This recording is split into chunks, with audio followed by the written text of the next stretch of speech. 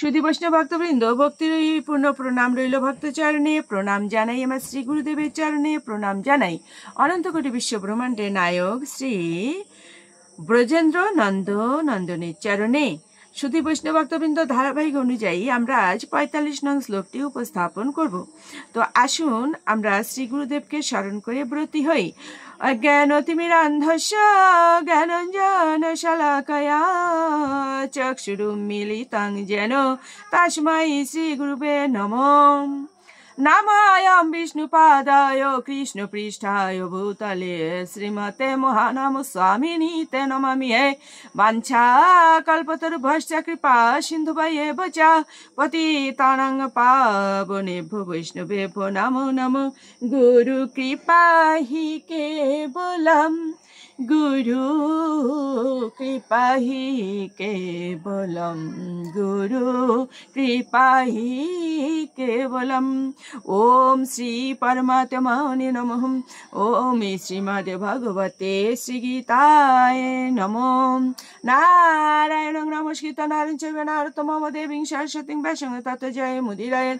মুখং করোতি বাচালং পঙ্গুং লঙ্ঘয়েৎ গিরিং यत्कृपातमहं वन्दे परमानन्दमाधवम्।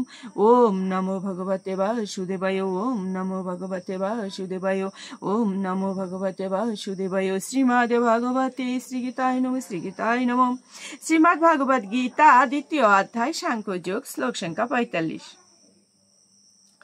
त्रैगुण्य विषयाः वेदाः निस्त्रैगुण्य भव अर्जुन निर्द्वन्द्वः नित्यसत्त्वस्थः निर्योगक्षेमः आत्मवान्। অনুবাদ: বেদে প্রধানত জড়া প্রকৃতির ৩টি গুণ সম্বন্ধেই আলোচনা করা হয়েছে। হে অর্জুন, তুমি সেই গুণগুলিকে অতিক্রম করে নির্গুণের স্তরে অধিষ্ঠিত হও, সমস্ত দ্বন্দ্ব থেকে মুক্ত হও এবং লাভ ক্ষতি ও আত্মরক্ষার দুশ্চিন্তা থেকে মুক্ত হয়ে অধ্যাত্ম চেতনায় অধিষ্ঠ হও। তাৎপর্য: জড় প্রকৃতির ৩টি গুণের প্রভাবে জড় জগতের প্রতিটি ক্রিয়ার প্রতিক্রিয়া দেখা যায়। এই প্রতিক্রিয়া বা কর্মফল জীবকে জড় জগতের বন্ধনে আবদ্ধ করে রাখে।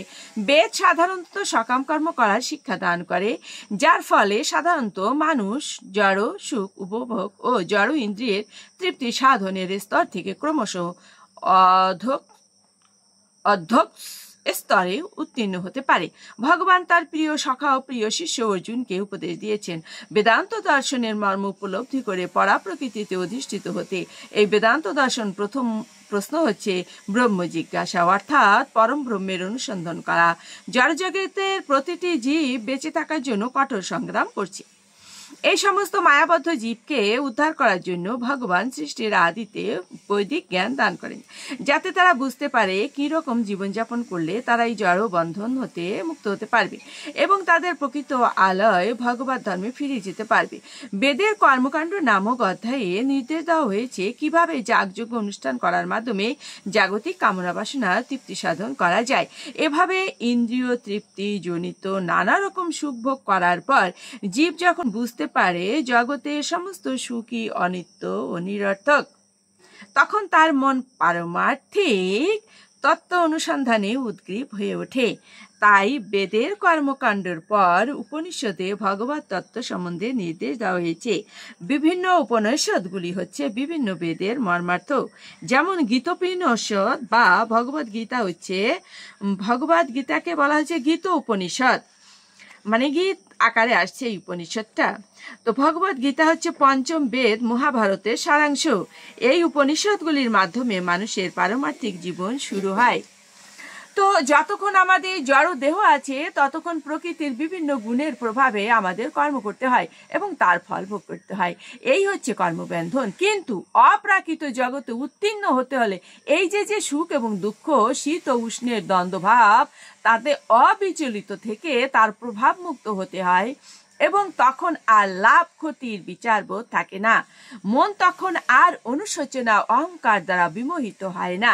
এভাবেই জড়বন্ধন থেকে মুক্ত হয়ে জীব যখন ভগবানের ইচ্ছার কাছে নিজেকে সম্পূর্ণভাবে সমর্পণ করে, তখনই সে পরাপ্রকৃতিতে অধিষ্ঠিত হয়ে থাকে, সৎ চিত ও আনন্দময় স্বরূপকে উপলব্ধি করতে পারে।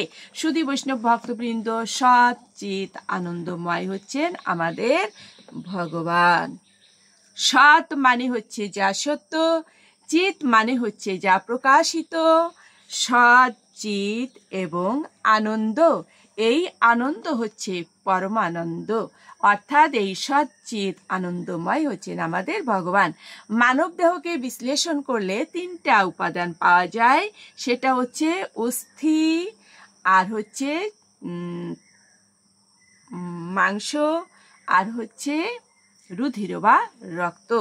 তাহলে হাড়, মাংস আর রক্ত, এই তিন উপাদান নিয়ে মানব শরীর, আর ভগবান হচ্ছেন সচ্চিত আনন্দ।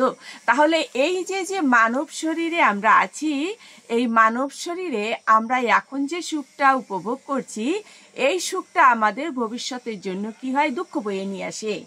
যখন একজন নর এবং নারী দুজনে ভালোবাসায় আপ্লুত হয় এবং তারা বিবাহ বন্ধনে আবদ্ধ হয়, হওয়ার পরে কি করে, সেই চিন্ময় ভগবানকে ভুলে যায়, সংসার অনেক খুশির মাধ্যমে, সুখের মাধ্যমে শুরু করে। এই সংসার এক সময় তাকে কি করে, অনেক ব্যথা বেদনা, সুখ দুঃখ, পাওয়া না পাওয়ার জ্বালায় যন্ত্রণায় জর্জরিত করে ফেলে। একদিনের সুখ তার জীবনে দুঃখ হয়ে আসে। কিন্তু কোনো ব্যক্তি যদি ভক্ত রূপে ভগবত চরণ স্মরণ করে ভক্তি নিবেদন করে, এই যে আনন্দ, এই আনন্দটা তার আমৃত্যু পরমানন্দ রূপে ধরা দেবে।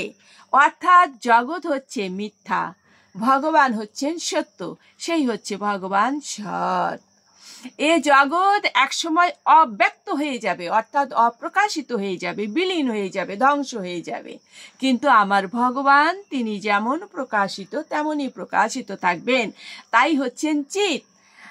এই জড় জগতে যে আনন্দ, সে আনন্দ একসময় দুঃখ হয়ে আমাদের কাছে ফিরে আসবে। কিন্তু আমার ভগবানের যে আনন্দ, এই আনন্দটা আমৃত্যু পরমানন্দ হয়ে থাকবে। শুধু তাই নয়, মৃত্যুর পরে একটা জগৎ আছে, সেই জগতেও পরমানন্দ হয়ে ধরা দেবে।